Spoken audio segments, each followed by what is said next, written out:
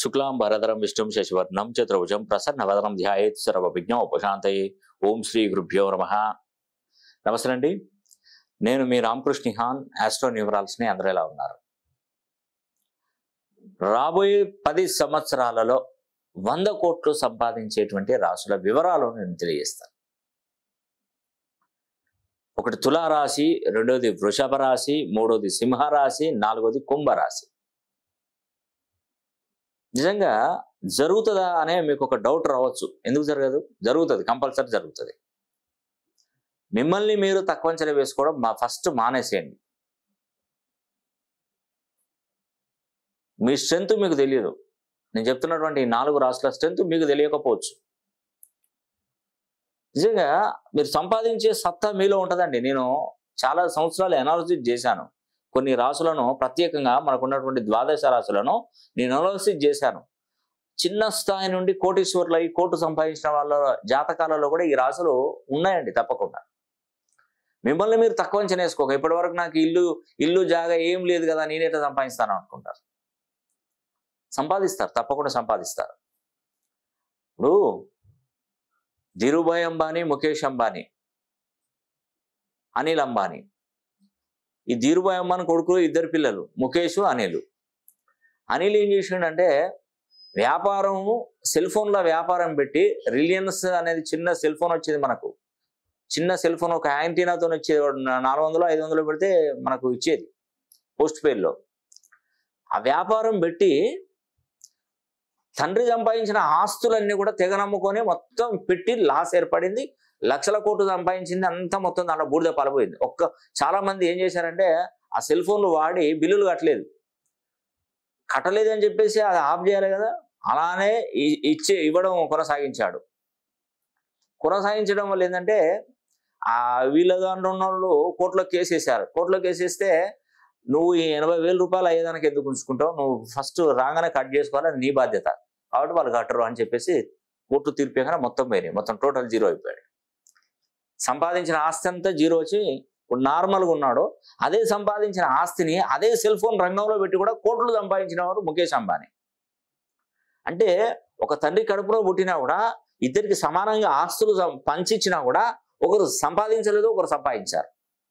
చూడండి ఈ వ్యత్యాసం, చూడండి ఎలా ఉందో. అంత పర్ఫెక్ట్గా ఉందండి ఈ వ్యత్యాసం.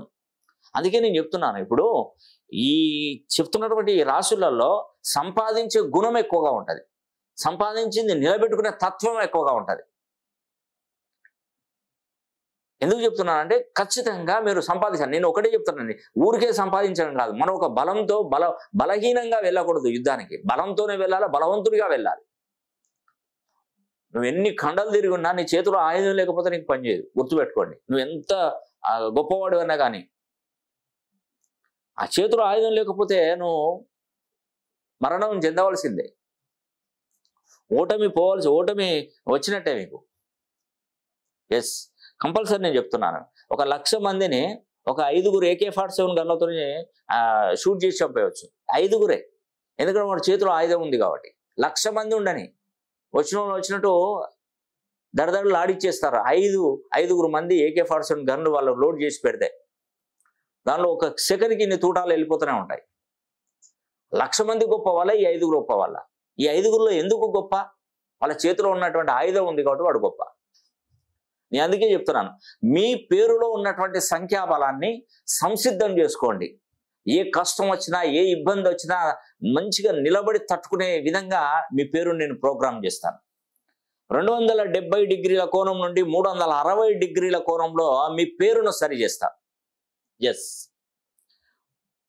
360 డిగ్రీ కోణంలో కనుక మీ పేరును సరి చేస్తే మీకు ఒక 5 AK-47 గన్నులు ఇచ్చినట్టే ఒక విధంగా. అంటే సంపాదన పరంగా, సంపాదన పెరగడానికి, చంపడానికి కాదండి. చేతిలో ఒక AK-47 గన్ను అంటే సంపాదించడంలో మీరు సిద్ధహస్తులు అవుతారు. అప్పుడు సంపాదన మొదలవుతుందండి. అంతేగాని నాకేది రాదు, నేనేం సంపాదించాను, నేను ఇలానే ఉంటానంటే అలాగే ఉంటాం. తదాస్తు దేవతలు ఉంటారు, గుర్తుపెట్టుకోండి. తదాస్తు దేవతలు ఉంటారు. వాడు నోటి నుంచి ఏదైనా మాట వచ్చింది అనుకోండి, అది మనం తిరస్కరించి మనం దానికి రివర్స్గా మాట్లాడామనుకో. ఇప్పుడు ఇంతకుముందు నేను ఒక అతనికి ఫోన్ నేను ఒక వీడియోలో లైక్ కొట్టాడు, ఒకతను నెగిటివ్ కామెంట్ పెట్టాడు. ఇదంతా నేను నమ్మను అని ఒక కామెంట్ పెట్టాడు. పైన తదాస్తు దేవతలు నేను సంపాదించలేదు, నమ్మదు, ఇది జరిగే పని కాదని పెట్టాడు.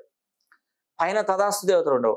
అతను చెప్పింది నిజమవుగాక, అవుతుందేమో, అతనికి గురించి అతనికి జీవితంలో సాధ్యం కాదు, ఇక అతను పక్కకు తప్పుకోవాల్సింది.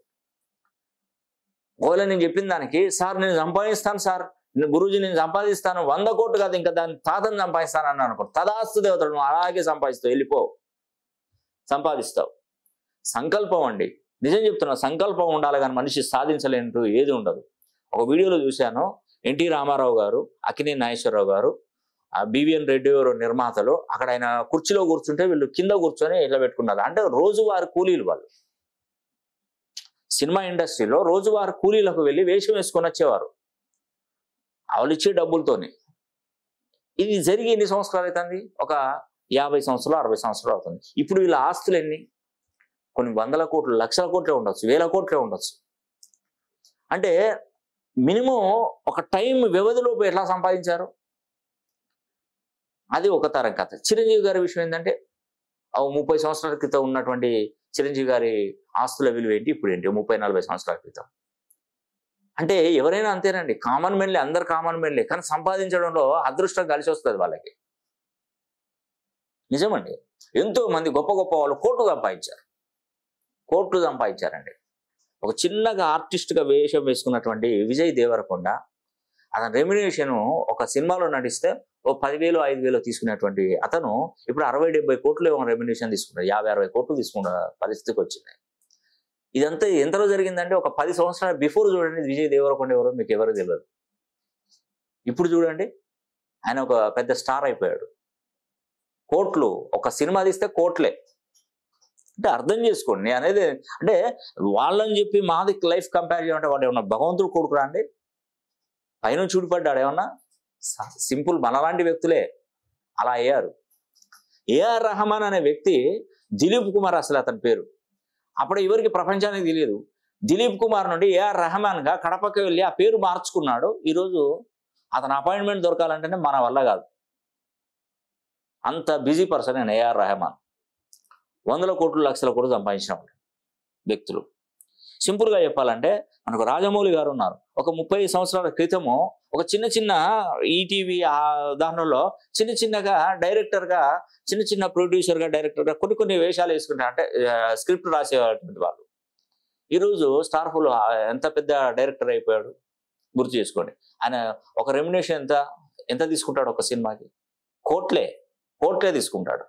అది అంటే ఎవరిని మనం తక్కువ అంచనా వేయకూడదు. అయ్యో వీడు ఇలా ఉన్నాడు, వీడేం సంపాదిస్తాడంటే సంపాదిస్తారు. 10 సంవత్సరాలే చెప్తున్నాను నేను. 10 సంవత్సరాలు ఏమున్నదండి, 365 రోజులు 24 గంటలు వేసుకో, 8,760 గంటలు. దానికి ఇంకో 0 కలుపుకో, 10 సంవత్సరాలకు 87,600 గంటలు. సున్నాను పెంచుకుంటా పోవడానికి. చూడండి, ఈ వ్యవధిలో 100 కోట్లు సంపాదిస్తారండి ఖచ్చితంగా. తులారాశిలో పుట్టినా, వృషభ రాశిలో పుట్టినా, సింహరాశిలో పుట్టినా, కుంభరాశిలో పుట్టినా ఖచ్చితంగా 100% మీరు సంపాదించుకొని తీరుతారు. ఎందుకంటే ఈ క్రోధినామ సంవత్సరంలో కూడా కొంచెం స్పీడ్ గ్రోత్ ఉంటుంది అన్నమాట ఈ రాశులకు. మీరు ఒకటి గుర్తుపెట్టుకోండి, నేను ఈ మే 10వ తారీఖున లక్ష్మీ కుబేర హోమం జరిపిస్తున్నాను. మే 4వ తారీఖున శని హోమం జరిపిస్తున్నాను. ఈ రెండు ఈ నెలలోనే ఎందుకు పెట్టాను, మే నెలలో ఎందుకు పెట్టానంటే దానికి కూడా కారణం ఉంటుంది. మేషంలో ఉన్నటువంటి గురుడు వృషభ రాశిలోకి వస్తున్నాడు. అప్పుడు మే 1వ తారీఖున వస్తున్నాడు. వచ్చినటువంటి టైము చాలా అద్భుతమైనటువంటి మొదటి 12 రోజులు మనకు నర్మదా నది పుష్కరాలు మొదలవుతున్నాయి. ఈ నర్మదా నది పుష్కర సమయంలోనే ఈ 2 హోమాలు జరిపిస్తున్నాను. మీరు ఎన్నో ఖర్చు పెడతారండి, ఈ 2 హోమాలు చేయించుకోండి, నాకు మాట ఇవ్వండి. ఆ తర్వాత మీ లైఫ్ ఎంత చక్కగా మారిపోతుందో చూడు. ముఖ్యంగా ఈ 4 రాశులు అయితే తప్పకుండా చేయించుకోండి. ఎందుకంటే మీకు ఒక ఆయుధమే ఇది. మనం యుద్ధానికి వెళ్తున్నానంటే మీ చేతిలో AK-47 పెట్టినట్టే, గన్ను పెట్టినట్టు పంపించినట్టే.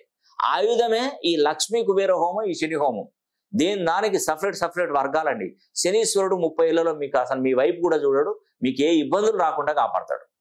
లక్ష్మీ కుబేర హోమం జరిపించుకోవడం ద్వారా జరిగేటువంటి ప్రయోజనాలు ఏంటంటే, లక్ష్మీ కుబేర హోమం ద్వారా మీకు ఉన్నటువంటి కష్టాలన్నీ తీరి, రుణబాధలు తీరి సంపాదించడానికి మార్గాలు మీకు కలిసి వస్తాయి, అవకాశాలు వస్తాయండి. ఒకతనికి నేను కరెక్షన్ ఇచ్చాను. అతను ఒక కంపెనీలో క్యాంటీన్ నడుపుతున్నాడు, ఒక పెద్ద కంపెనీలో క్యాంటీన్ నడుపుతున్నాడు. అయితే వాస్తవానికి అంతకంటే ముందు జరిగింది ఏంటంటే, అతను అతని దగ్గర వర్కర్, అతను ఏం చేశాడంటే వర్క్ చేసుకుంటూ వాళ్ళ కొడుకు ఏం చేశాడంటే, నాన్న ఇక ఇది మనకొద్దు, నేను అమెరికాకు వెళ్తున్నాను కదా, అక్కడ నాకు జాబ్ వచ్చింది కదా, నీకు కూడా అక్కడ జాబ్ ఇస్తానని నాకు తెలిసినటువంటి వాళ్ళ ఫ్రెండ్ వాళ్ళ నాన్న చెప్పాడు, మీరు కూడా అక్కడికి వస్తే అక్కడ ఇదే ఫీల్డ్ ఇదే బిజినెస్ ఆడబెట్టుకుంటూ ఇది వదిలేసి అంటే, అప్పుడు ఆ బిజినెస్ ను వాళ్ళ అసిస్టెంట్ అయినటువంటి నమ్మకం ఉన్నటువంటి వ్యక్తికి ఇచ్చి, ఇది నువ్వు నడుపు, నేను వచ్చే వరకు నువ్వే చూసుకో, నువ్వే లాభం తీసుకో అని చెప్తే, ఈరోజు అతను అక్కడికి వెళ్ళి సంపాదిస్తున్నాడు, ఇక్కడ ఇతను బాగా సంపాదించాడు, లక్షలు సంపాదించాడు. ఆ పెద్ద కంపెనీ, ఆ కంపెనీలో ఆ యొక్క కాంట్రాక్ట్ అనేది వచ్చేసింది, సంపాదిస్తున్నాడు, విపరీతంగా లక్షల రూపాయలు సంపాదిస్తున్నాడు. అంటే ఎవరి అదృష్టం ఎవరికి ఎలా మారుతుందో ఎవరు చెప్పలేరండి. కాబట్టి ఒక్కసారైనా మీ పేరుని మంచి సంఖ్యాబలంలోకి మీరు మార్చుకుని సిద్ధంగా ఉండండి.